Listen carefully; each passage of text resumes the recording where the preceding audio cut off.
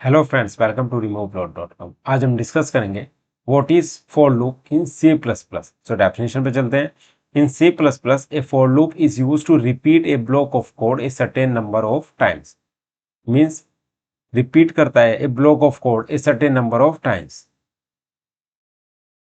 It consist of three main parts. इसके basically three main parts होते हैं। The first one initialisation, जिसमें हम इनिशियलाइज करते हैं।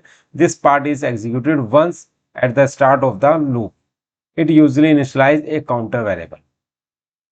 जब लूप स्टार्ट होता है तब ये इसका पार्ट एग्जीक्यूट होता है only once time.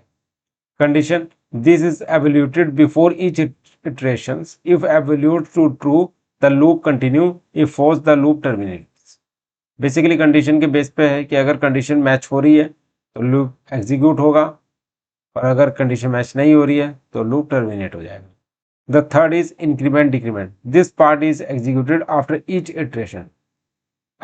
After each iteration के बाद ये क्या होता है, एग्जीक्यूट होता है। It is typically update the counter variable. Counter variable को अपडेट करता है या तो इंक्रीमेंट के थ्रू या डिक्रीमेंट के थ्रू। सिंटैक्स पे चलते हैं। This is the syntax. For loop, initialization first, second condition, और the third one is increment decrement.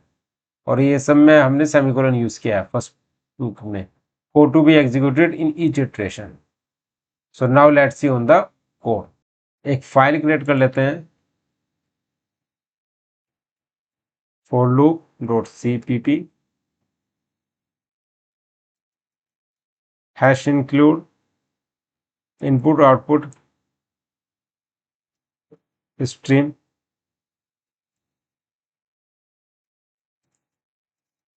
using namespace std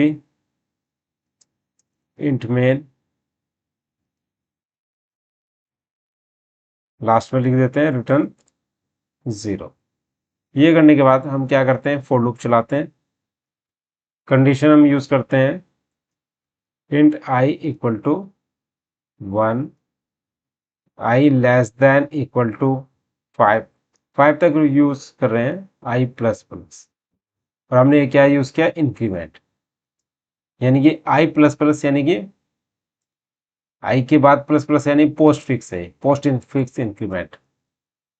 loop चलाया, यहां पर हम प्रिंट करेंगे सी आउट I एंड लाइन। इस तरीके से हमने क्या किया, I की वैल्यू 1 से स्टार्ट किया और कहां तक चलेगी, लेस देन इक्वल टू 5 तक ये लूप चलेगा। Second one is condition initialize, यानी एक बार इनिशियलाइज करते हैं I इक्वल टू 1। हमने फर्स्ट टाइम इनिशियलाइज किया, कंडीशन मैच की, ये लूप हमारा तब तक चलेगा जब तक I की वैल्यू 5 या 5 से लेस देन। और third one is increment, her bar I की वैल्यू इंक्रीमेंट होती रहेगी। ये करने के बाद इसको सेव कर लेते हैं, एग्जीक्यूट करते हैं g++